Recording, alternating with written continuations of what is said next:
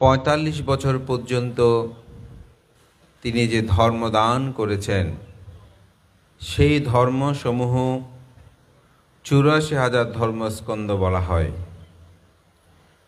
তন্মধ্যে ৮২,০০০ ধর্মস্কন্ধ তথাগত বুদ্ধ নিজে বাসন করেছেন, বাকি ২,০০০ তার শ্রাবক সঙ্গ বাসন করেছেন। ৮৪,০০০ ধর্মস্কন্ধের স্কন্ধ কাকে বলে? যে বাক্য বা যে শব্দ কোনো ভাবত্বক প্রকাশ করে তাকে বলা হয় স্কন্ধ। যেমন পানাতিপাতা বেরামানি শিক্ষাপদাং সমাদেয়ামি, আমি প্রাণী হত্যা থেকে বিরত থাকা শিক্ষাপদ গ্রহণ করছি, এটি হচ্ছে একটা স্কন্ধ।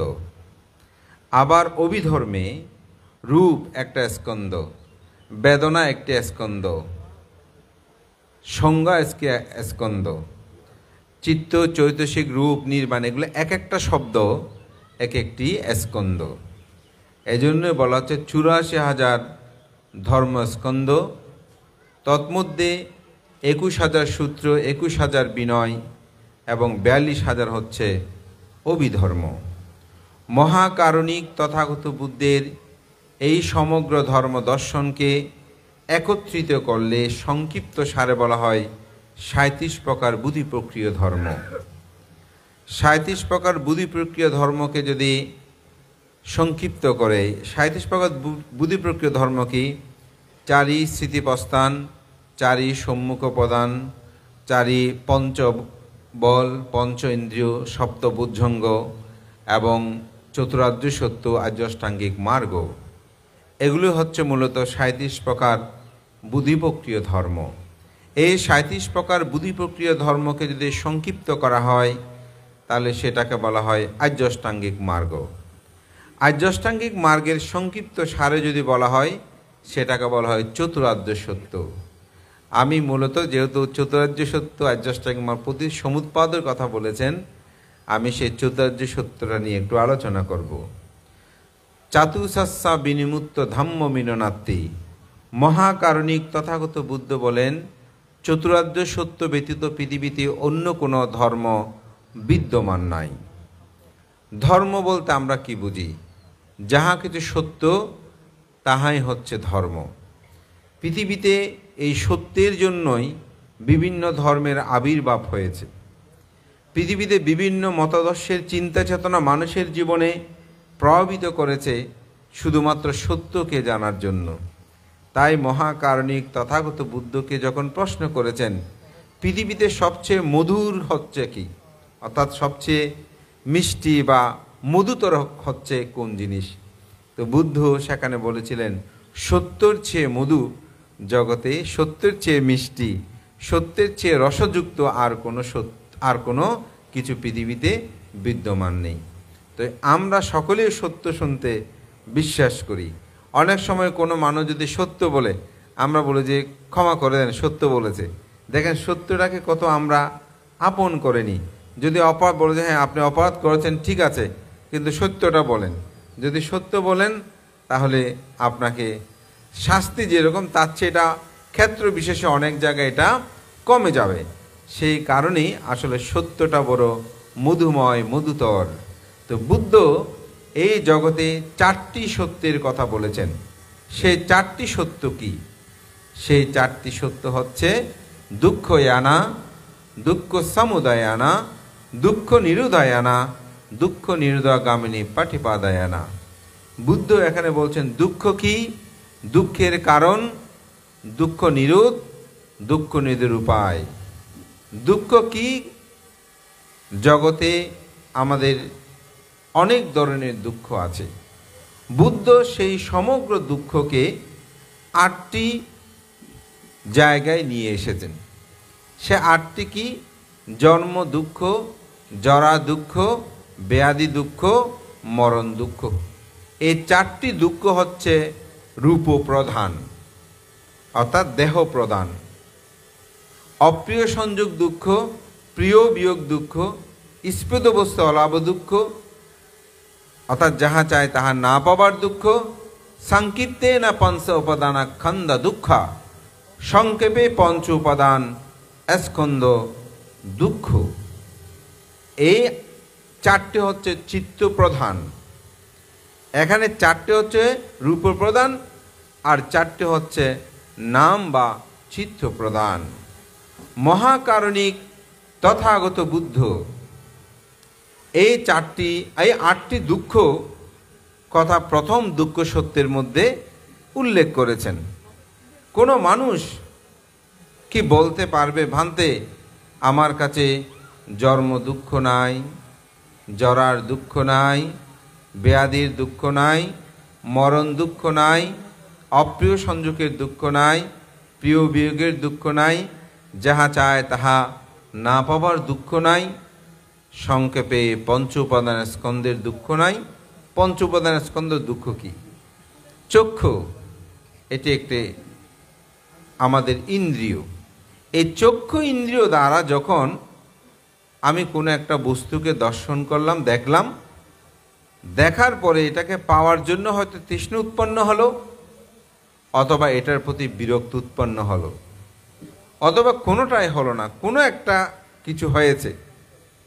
এই যে ইন্দ্রিয় সংযমে তাকে পাওয়ার চেতনা, আকাঙ্ক্ষা, এটাকে বলা হয় উপাদান স্কন্ধ দুঃখ। এগুলো সংক্ষেপে বলছে। এই আটটি দুঃখ জগতে নেই এমন কোনো ব্যক্তি এখানে কি আছেন?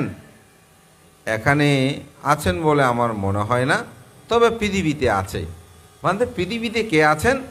যিনি অরহত হয়েছেন, তার কাছে এই দুঃখগুলো বিদ্যমান নেই। কারণ অরহত অষ্টলোক ধর্মের ঊর্ধ্বে অবস্থান করেন, যার কারণে অরহতের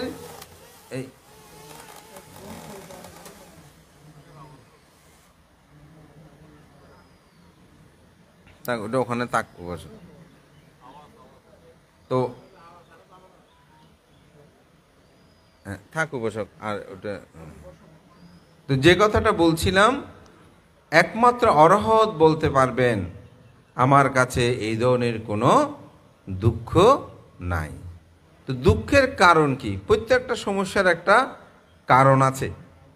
আমরা যে দুঃখগুলো পাচ্ছি, আমরা সবার মধ্যে দুঃখ আছে বলছি না, আমাদের এই দুঃখের কারণটা কি? আমাদের এই দুঃখের কারণ হচ্ছে অবিদ্যা। আমাদের এই সমগ্র দুঃখের কারণটা হচ্ছে অবিদ্যা। কিভাবে অবিদ্যা? একটি ফুল দিয়ে বলি, আমি প্রায় সময় এই উদাহরণটা দিই। যেমন এই ফুলটা আমি দেখছি, খুব সুন্দর, আমাকে জিজ্ঞাসা করছে ফুলটা কেমন? আমি মন বলছে, আমার চক্ষু বিজ্ঞান ইন্দ্রিয় দেখে বলছিস ফুলটা কত সুন্দর। আমি কি হলাম? আনন্দিত হলাম, রোমাঞ্চিত হলাম। কেন? ফুলটা অনেক সুন্দর, এটাকে হয়তো পেতে চাই। যখন আমি পাচ্ছি না তখন দুঃখ। আচ্ছা, পেয়েছি ফুলটা, আনন্দিত হয়েছি না, ইস কি সুন্দর আমি ফুলটা পেয়েছি। কিন্তু একদিন দুই দিন পর ফুলটা যখন মলিন হয়ে গেল, তখন আমার মধ্যে কি উৎপন্ন হলো? সুখ নাকি দুঃখ? দুঃখ উৎপন্ন হয়েছে। তাহলে আমি যে প্রথমে এই ফুলটাকে অভিনন্দন করেছি, এটি সুন্দর, এই কথাটা বলতে গিয়ে আমার মধ্যে সুখ উৎপন্ন হয়েছে। কিন্তু পরক্ষণে ফুলটি যখন মলিন হয়েছে, তখন আমার মধ্যে দুঃখ উৎপন্ন হয়েছে। কেন দুঃখ উৎপন্ন হয়েছে? রূপং অভিনন্দাতি সো দুঃখং অভিনন্দাতি। যিনি রূপকে অভিনন্দন করে, তিনি দুঃখকে অভিনন্দন করে। যেমন একজন মানুষ বলছে নিজে নিজে, আহা আমি কি সুন্দর মানুষ, কিন্তু যখন জরায় জর্জরিত হলো, বয়স্ক হয়ে গেছে, জানেন ভান্তে আমি আগে কত সুন্দর ছিলাম, এখন একেবারে বিশ্রী কীরকম হয়ে গেছি। কেন? কারণ তিনি রূপকে অভিনন্দন করেছিলেন। তিনি যদি তখন ভাবতেন যে এই রূপ তো অনিত্য, এই জন্য বলছে রূপং না অভিনন্দাতি সু দুঃখং না অভিনন্দাতি। অর্থাৎ যিনি রূপকে অভিনন্দন করে না, তিনি দুঃখকে অভিনন্দন করে না। যিনি রূপকে অভিনন্দন করে, তিনি দুঃখকে অভিনন্দন করে। উপাসক এটা ওইটার সাথে ওটা ওই ইয়াটা ভেঙে যাবে, আপনি ওইভাবে নিতে পারবেন না, এটা থাক। ওটা যদি এখন নিতে চান আপনাকে ওইটা প্যাচটা খুলে নিতে হবে, নয়তো ওটা নষ্ট হয়ে যাবে জিনিসটা, এটা পেঁচিয়ে গেছে। আমার দেখাশোনা শেষ হোক তারপর। তো রূপকে যদি আপনি অভিনন্দন না করতেন তাহলে কিন্তু দুঃখটা আপনার মধ্যে আসতো না। যেমন এই ফুলটি সুন্দর, আমি বললাম যে এই ফুল তো মলিন হবে, তখন দেখবেন মনের মধ্যে দুঃখটা উৎপন্ন হবে না। এই জন্য হচ্ছে রূপাং না অভিনন্দাতি সো দুঃখাং না অভিনন্দাতি, যিনি রূপকে অভিনন্দন করে না তিনি দুঃখ অভিনন্দন করে। তাহলে আমি রূপকে কেন অভিনন্দন করেছি? অবিদ্যার কারণে। কারণ আমি জানি না বা আমি বুঝতে পারছি না এই রূপটা একদিন মলিন হবে, আমার এই দেহ জরাগ্রস্ত হবে। আমার এই দেহ যিনি জরাগ্রস্ত হবে বলে ভাবতে পারে, তার মধ্যে জরাগ্রস্ত হলেও তিনি দুঃখ পায় না। তো কিসের মোহে, কিসের আবরণে? সেটা হচ্ছে অবিদ্যা। অবিদ্যা মানে কি? অজ্ঞানতা। এই অজ্ঞানতা, অবিদ্যার কারণে আমাদের মধ্যে কি উৎপন্ন হয়? অবিদ্যা হইতে সংস্কার উৎপন্ন হয়। কি সংস্কার? যেমন আমি, সংস্কারটা কি? তো সংস্কারটা অভ্যাস বললে সহজে বুঝবেন আপনারা। যেমন অনেক সময় আমাদের প্রত্যাহিক জীবনে কোনো না কোনো সময় অনেকের ক্ষেত্রে হয়তো আঙ্গুল একটু কাটা গেছে বা আঙ্গুলে ব্যথা পেয়েছেন, তো আঙ্গুলটা তুলে আমরা ভাত খাচ্ছি আর 4 আঙ্গুলে বলা যায়। তো এক সময় দেখা গেল আঙ্গুল যেটা কাটা গিয়েছে ওটা ভালো হয়ে গেছে, কিন্তু এরপরেও অভ্যাসগত কারণে ওই 5টার সাথে আঙ্গুলটা আর সংযোগ হয় না সহজে, এটা আনতেও কিছুদিন সময় লাগে। কেন? ওই অভ্যাসটা হয়ে গেছে। এই সংস্কার অর্থাৎ অবিদ্যা থেকে মানুষের মধ্যে সংস্কারটা উৎপন্ন হয়। এই সংস্কার অভিধর্মে এটাকে বলতে সংস্কারী চিত্ত, আর একটা হচ্ছে অসংস্কারী চিত্ত। কিছু কিছু সংস্কার অপর থেকে দেখে মানুষের মধ্যে উৎপন্ন হয়, আবার কিছু কিছু সংস্কার একেবারে অন্তর থেকে উৎপন্ন হয়। অর্থাৎ সেগুলো কোনো সময়, যেমন কোনো মানুষের সাথে আপনার কখনো দেখা হয়নি, কথা হয়নি, কিন্তু মানুষটাকে দেখে আপনার কেন জানি ভালো লাগছে। আবার অনেক সময় মানুষটাকে দেখে আপনার খারাপ লাগছে, এরকম হয় না? যেমন বুদ্ধের সময়কালে তথাগত বুদ্ধ একবার মহাশাল ননুপ পিতার নগরে তথাগত বুদ্ধ একবার তিনি গিয়েছিলেন। তো সেখানে যাওয়ার পর ওখানে সেই ব্যক্তি তথাগত বুদ্ধকে দেখে তিনি বলছে, আমার পুত্র এসেছে, আমার পুত্র এসেছে, এরকম বলে তথাগত বুদ্ধকে নিজে পুত্র পুত্র ডাকতেছে, তার স্ত্রীও ডাকতেছে। তারপর তিনি ডেকে নিয়ে গিয়ে তার বাড়িতে নিয়ে গিয়ে তথাগত বুদ্ধকে ভিক্ষুর সঙ্গে খাবার দাবার দিচ্ছে, ওখানেই একেবারে পুত্রের মতো করছে। আবার তার যে সন্তানাদি আছে ওদেরকে ডেকে এনে বলছে, তোমাদের ভাই এসেছে, তোমাদের ভাইকে তোমরা বন্দনা করে এই করো। তখন অন্যান্য ভিক্ষুরা বলছে, তথাগত বুদ্ধ তো তিনি রাজা শুদ্ধোধনের পুত্র, মহামায়ার সন্তান, কিন্তু উনি তো ওনার পিতামাতা না। কিন্তু পিতামাতা বলছে কেন তিনি একেবারে চুপ হয়ে আছেন? তো বুদ্ধ ভিক্ষু সঙ্গদের এই চিত্ত বিতর্ক দেখে বলছেন, হে ভিক্ষুগণ, তোমরা এটা নিয়ে চিন্তিত হইও না, কারণ তিনি অতীত জন্মে 500 জন্ম আমি তার পুত্র ছিলাম, 500 জন্ম আমি তার জেঠু ছিলাম, 500 জন্ম আমি তার কাকা ছিলাম, 1500 জন্ম আমার সাথে তার সাক্ষাৎ হয়েছে, যার কারণে এই সংস্কার বশত সে আমাকে দেখার সাথে সাথে আমাকে পুত্র পুত্র রূপে সে ডাকছে। অর্থাৎ এটাতে অতীত সংস্কৃতি, এটাকে বলা অসংস্কারিক সংস্কার অনেকের মধ্যে উৎপন্ন হয়। এটি হয়তো দেখে নয়, কাউ বলা নয়, মনের মধ্যে উৎপন্ন হয়েছে। অনেক সময় আপনার একজনকে ভাই বোন ডাকাডাকি হয়, কথা না, এগুলো কিন্তু এক একটা সংস্কার থেকে অনেক সময় এটা উৎপন্ন হয়। ধর্মপ্রাণ প্রিয় উপাসক উপাসিকা বিন্দু, এই জন্য অবিদ্যা থেকে মূলত এই সংস্কারগুলো উৎপন্ন হয়। সংস্কার হইতে বিজ্ঞান, বিজ্ঞান হইতে নামরূপ, নামরূপ হতে সনাতন, সনাতন হতে স্পর্শ, স্পর্শ থেকে বেদনা, বেদনা থেকে তৃষ্ণা, তৃষ্ণা হতে উপাদান, উপাদান হতে ভব, ভব হইতে জন্ম, এই জন্ম হলে জরা, ব্যাধি, মৃত্যু, অপ্রিয় সংযোগ, প্রিয় বিয়োগ, যাহা চায় তাহা না পাওয়া, সংক্ষেপে পঞ্চ উপাদান স্কন্ধ দুঃখগুলো উৎপন্ন হয়। তাহলে আমাদের দুঃখের কারণ কি? অবিদ্যা, যেটা এখানে প্রতুত সমুৎপাদের কথা বলেছেন। এটা আমি ব্যাখ্যা করলে চতুরার্য ব্যাখ্যা করতে পারবো না, সেই জন্য আমি শুধু অবিদ্যা এবং সংস্কার এই দুটা ব্যাখ্যা দিয়েছি। সংস্কার যখন থাকে তখন বিজ্ঞান উৎপন্ন হয়, মানে চিত্ত এটা উৎপন্ন হয়। চিত্ত যেখানে থাকবে, বিজ্ঞান যেখানে থাকবে, সেখানে অভিসংস্কার বিজ্ঞান নামরূপ উৎপন্ন হবে। নামরূপটা কি? নামরূপটা যেমন আপনারা আমাকে বলছেন লোকজিৎ ভান্তে অ্যালোসমেন্ট করেছেন। এখন আমার এখানে চাঁদগড় একজন উপশিকও আছে দেখছি, তো ওনাকে যদি জিজ্ঞাসা করেন বান্তেটাকে চিনেন, তুমি প্রথমে বলবে যে আমাদের বিহারের বান্তে, সেরকম বলবে না।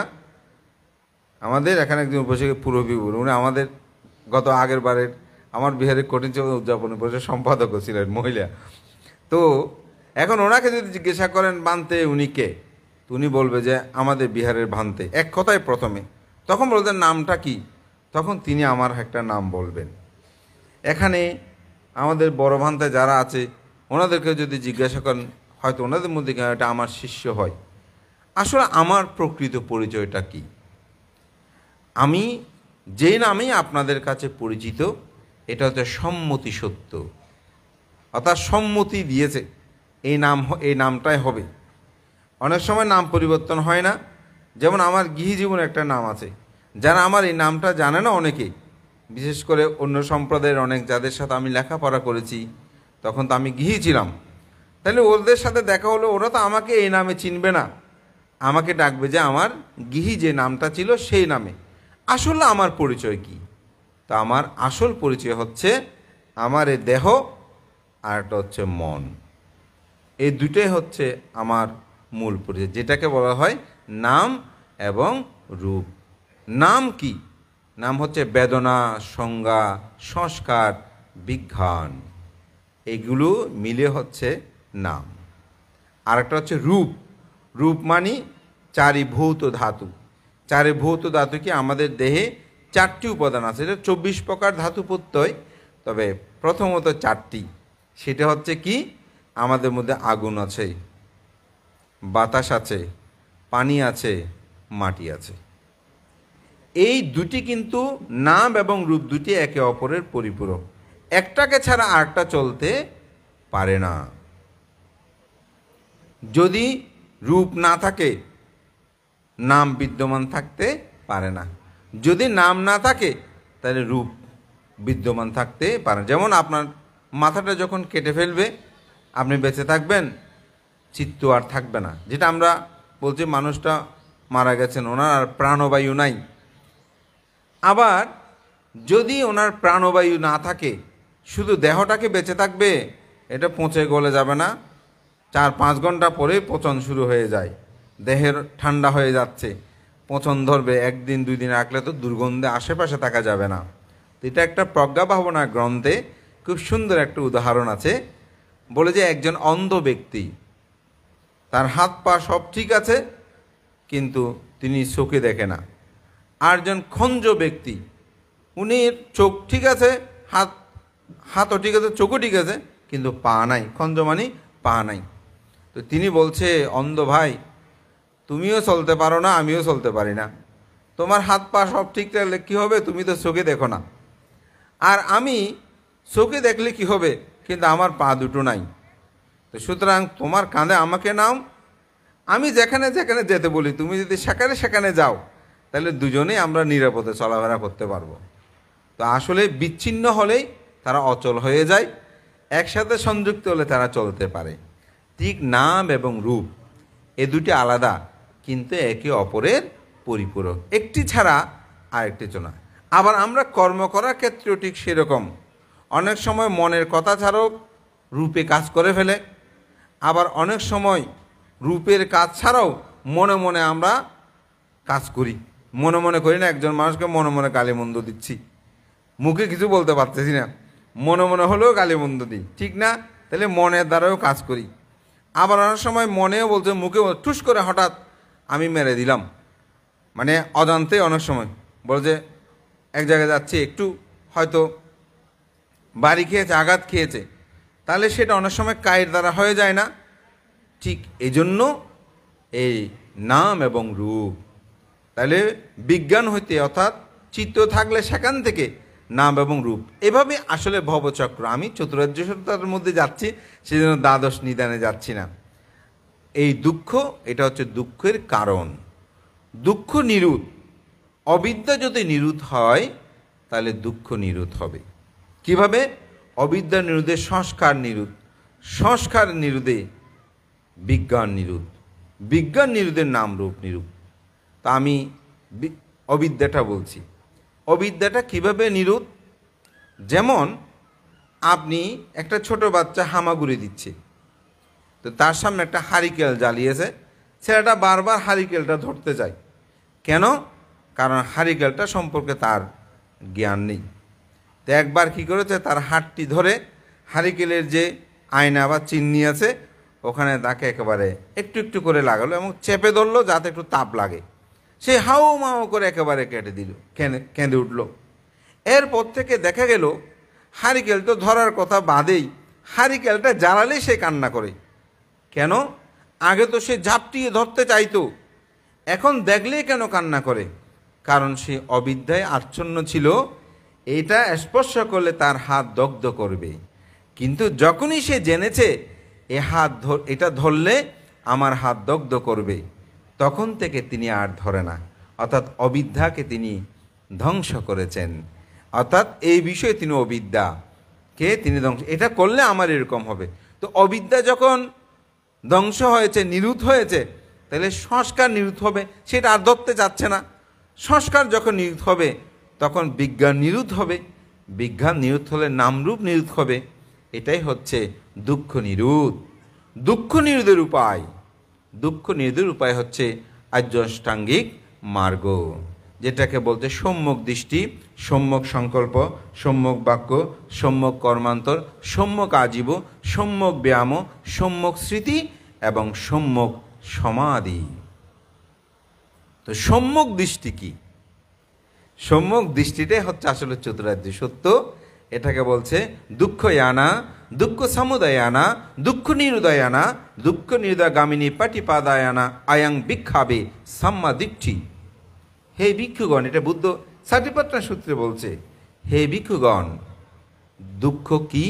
দুঃখের কারণ, দুঃখ নিরোধ, দুঃখ নিরোধের উপায় সম্পর্কে যিনি জানেন তাকেই বলা হচ্ছে, উপলব্ধি করেন, তিনি হচ্ছে সম্যক দৃষ্টি সম্পূর্ণ ব্যক্তি। তা আমরা তো সবাই জানি, জানেন না? এখানে সবাই আমরা এগুলো শুনেছি, আমিও মুখস্থ বলছি বা উপলব্ধি করে বলছি। তাহলে আমি কি সম্যক দৃষ্টি সম্পূর্ণ? আমার সম্যক দৃষ্টিতে হচ্ছে অনুভেদ জ্ঞান। জ্ঞানটা হচ্ছে দুই প্রকার, একটা হচ্ছে অনুভেদ জ্ঞান, আর একটা হচ্ছে প্রতিভেদ জ্ঞান। অনুভেদ জ্ঞান কি? যেমন ইলেকট্রিসিটি, এটা স্পর্শ করলে আপনি মৃত্যুবরণ করবেন, ঠিক না? আচ্ছা, এখানে কি সবাই ইলেকট্রিসিটিগুলো স্পর্শ করে দেখেছেন এটা ধরলে যে মৃত্যুবরণ করবে? করেন নাই। কিন্তু আমরা এটাকে দেখে উপলব্ধি করে নিয়েছি, অপরাপর থেকে দেখে উপলব্ধি করে নিয়েছি, যদি কেউ এরকম ইলেকট্রিসিটিতে স্পর্শ করে তাহলে তার মৃত্যু হয়েছে। আমরা দেখেছি না, কাঁপতে দেখেছি। তাহলে ওইটাকে দেখে আমি যে শিক্ষাটা, এটা হচ্ছে অনুবেদ জ্ঞানে দেখা। আর একটা হচ্ছে ধরে একেবারে স্পর্শ করে নড়াচড়ে দেখা, এটা হচ্ছে প্রতিভেদ জ্ঞান। তবে ইলেকট্রিসিটি ওইভাবে দেখার জন্য আমি বলছি না, একটু উদাহরণের জন্য বলছি। উদাহরণটা হচ্ছে এই, আমরা যে চতুরার্য সত্যটাকে দেখছি এটা হচ্ছে অনুভেদ জ্ঞানে দেখা। প্রতিভেদ জ্ঞানে কীরকম? যখন কায়ে কায়ানুদর্শী হবেন, চিত্তে চিত্তানুদর্শী হবেন, ধর্মে ধর্মানুদর্শী হবেন, বেদনা বেদনানুদর্শী হয়ে আপনি যখন চিত্তকে সম্যক সমাধিস্থ করবেন, যেটাকে বলে চিত্তের একাগ্রতা। প্রথম ধ্যান, দ্বিতীয় ধ্যান, তৃতীয় ধ্যান, চতুর্থ ধ্যান, নামরূপ পরিচ্ছদ জ্ঞান সহ ভঙ্গ জ্ঞান পর্যায়ক্রমে গিয়ে যখন আপনার মধ্যে প্রজ্ঞাটা উৎপন্ন হবে, সেটা দিয়ে যখন আপনি প্রকৃষ্ট রূপে দেখবেন, এটাই হচ্ছে প্রতিভেদ জ্ঞানে দেখা। জীবনে এই প্রতিভেদ জ্ঞানে কি দেখবেন? জন্ম দুঃখ, জরা দুঃখ, ব্যাধি দুঃখ, মরণ দুঃখ, প্রিয়জন দুঃখ, এগুলোকে যখন আপনি ওই হারিকেন স্পর্শের মতো করে দেখবেন, ইলেকট্রিসিটিকে ধরে দেখার মতো যেটা বলছি, ঠিক সেভাবে যখন আপনি এই দুঃখগুলোকে দেখবেন, এই দুঃখের কারণ অবিদ্যা, এই দুঃখের কারণ অবিদ্যা নিরুদ্ধ দুঃখ নিরোধ, দুঃখ নিরোধের উপায়, এটি যখন আপনি প্রতিভেদ জ্ঞানে দেখবেন, তখনই হবে আসলে প্রকৃতভাবে সম্যক দৃষ্টি সম্পূর্ণতা। তবে আমাদেরকে প্রথমে অনুভেদ জ্ঞানটাও অর্জন করতে হবে। যেমন আজকে কঠিন চিবরদান মহাকারণিক তথাগত বুদ্ধ বলেছেন, বুদ্ধ হতে হলেই, পাচ্ছেকা বুদ্ধ হতে হলে, যদি শ্রাবক হতে হয়, তাকে অগ্রে অবশ্যই কঠিন চিবর কর্ম সম্পাদন করতে হবে। এটি কি আপনারা প্রতিভেদ জ্ঞানে দেখেছেন? না, অনুভেদ জ্ঞানে, বুদ্ধের কথার উপর ভিত্তি করে অনুভেদ জ্ঞানে জন্মান্তর কর্মান্তর বাদগুলোকে আমরা উপলব্ধি করে এই পুণ্যকর্মগুলো সম্পাদন করছি। এটা হচ্ছে অনুভেদ জ্ঞান। তবে কোনো মানুষ যদি অনুভেদ জ্ঞান নিয়ে দর্শন না করে, তাহলে সে মানুষ প্রতিভেদ জ্ঞানে অবতীর্ণ হতে পারে না। তো অবতীর্ণ হতে হলে প্রথমে তাকে অনুভেদ জ্ঞানটাও অবশ্যই দর্শন করতে হবে। তো এই চতুরার্য সত্যের মধ্যে সেটাই বলছে যে এই চারটি সত্যকে আমরা যদি উপলব্ধি করি, তাহলে সম্যক দৃষ্টি উৎপন্ন হবে। সম্যক সংকল্প, সম্যক সংকল্পের তিন প্রকার আছে। একটা হচ্ছে অবিহিংসী সংকল্প, অব্যাপাত সংকল্প, ব্যাপাত সংকল্প। এই সংকল্পগুলো কি? যেমন আপনারা যখন অষ্টশীল গ্রহণ করেন, আমি যে অষ্টশীল গ্রহণ করেছি এটি আমি প্রতিপালন করব, অর্থাৎ এরকমভাবে একটা সংকল্প নেন। আমি কখনো পাপকর্ম সম্পাদন করি, এরকম সম্পূর্ণ কাউকে আমি হিংসা করব না, যেটা অবিহিংস সংকল্প, এরকমভাবে সংকল্প আদি গ্রহণ করা। সম্যক বাক্য, বাক্য হচ্ছে চার প্রকার। কারোর সাথে মিথ্যা কথা, ভেদ কথা, কর্কশ কথা, সম্প্রলাপ, এগুলো আমরা করব না। সুভাষিত সুন্দর বাক্য বলবো। আবার ধ্যান জগতে গেলে ব্যথা হলে ব্যথা, চিন্তা হলে চিন্তা, উপলব্ধি হলে উপলব্ধি। ওখানে আবার আরেকটা বিষয় আছে, ওখানে কিন্তু এই সত্য নয়, এটা লৌকীয় লোকোত্তর। এখানে দুটি ব্যক্তি, বুদ্ধের সমগ্র ধর্ম দর্শন এই দুটি ভাগে কিন্তু ভাগ আছে। তখন আপনি যদি মাথায় ব্যথা কিন্তু স্মৃতি করতেছেন আরেক জায়গায়, তাহলে হবে না। এখানে সম্যক বাক্যটা যেটা হচ্ছে সেটাকে গভীরভাবে অনুধাবন করতে হবে, মুখে না বললেও ভাবতে হবে এটা এমন করছে। এটা হচ্ছে সম্যক বাক্য। সম্যক কর্মান্তর, প্রাণী হত্যা, চুরি, বেবিচারি, এগুলো থেকে দূরে থাকা। আবার যখন ধ্যান জগতে যাবেন, সম্যক কর্ম বলতে যেটা আপনি করছেন সেটাকে নিবিষ্টভাবে সুসম্পন্ন করা। সম্যক বাক্য, সম্যক আজীব। যেমন পঞ্চ বাণিজ্যের কথা বলা হচ্ছে, বীজ বাণিজ্য, অস্ত্র বাণিজ্য, নারী বাণিজ্য, পশু বাণিজ্য, এগুলো থেকে যেন মাংস, এগুলো থেকে দূরে থাকা। আবার ধ্যান জগতে গেলে কীরকম, যেমন আমাদের মধ্যে অনেকে আছে ধ্যান করে না, কিন্তু মানুষজন দেখলে চোখ টোক বন্ধ করে ফেলে, তাহলে এটা সম্যক জীবিকা হবে? হবে না। বুদ্ধি করে এসে টেসে বলে নিয়ে নিচে বলে দেয় আপনার সামনে একটা বড় বিপদ হবে, এই বিপদ থেকে রক্ষা হতে হলে আপনাকে এটা করতে হবে। আসলে সেটা ঠিক নয়, এরকম বলে তার কাছ থেকে অর্থবিত্ত নেওয়া, এটা সম্যক জীবিকা নয়। সম্যক জীবিকাটা যাহা সত্য সেটাকে অবলম্বন করে জীবন যায়। এটা ব্যাখ্যা করলে আরও অনেক বিষয় আছে, আমি সেদিকে যাচ্ছি না। সম্যক ব্যায়াম, অর্থাৎ অকুশল যেন কোনো কারণ উৎপন্ন না হয় সে প্রচেষ্টা করা। অকুশল উৎপত্তি হলে তা নিরুতের জন্য চেষ্টা করা, কুশল উৎপন্ন না হলে উৎপত্তির জন্য চেষ্টা করা, কুশল উৎপত্তি হলে সেটাকে আরও প্রবৃদ্ধি করা, এটা হলো সম্যক ব্যায়াম। সম্যক স্মৃতি, কায়দর্শী, এটা বলেছি, চারি স্মৃতি পাঁচস্থানকে বলা হয় সম্যক স্মৃতি। সম্যক সমাধি, চিত্তের একাগ্রতা বা প্রথম ধ্যান, দ্বিতীয় ধ্যান, তৃতীয় চতুর্থ ধ্যান বা চিত্রে, এটাই হচ্ছে মূলত চারি আর্য সত্য। এই চারি আর্য সত্যে যে মানুষ তার জীবনকে অতিবাহিত করবে তিনিই দুঃখ থেকে মুক্তি লাভ করতে পারবে। মহাকারণিক তথাগত বুদ্ধ তিনি বুদ্ধত্ব লাভের পর সারানাথে ঋষিপতন মেঘধাবে গিয়ে প্রথম যে ধর্মচক্র প্রবর্তন সূত্র দেশনা করেছিলেন, মূলত বুদ্ধের ধর্ম তথ্য হচ্ছে এই ধর্মচক্র প্রবর্তন সূত্র। এটিকে বিচার বিশ্লেষণ করতে গিয়ে মহাকারণিক তথাগত বুদ্ধ ৮৪,০০০ ধর্মস্কন্ধ ভাষণ করেছেন।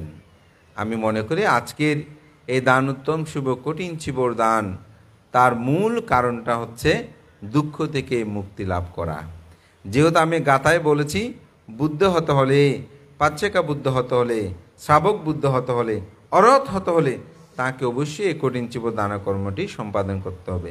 তো বিনয়ের সাথে একটি গভীর সম্পর্কযুক্ত এই দান। কেন বিনয়টা দরকার? শীল যখন ব্যাখ্যা করেছি আর্য অষ্টাঙ্গিক মার্গের, সেখানে কিন্তু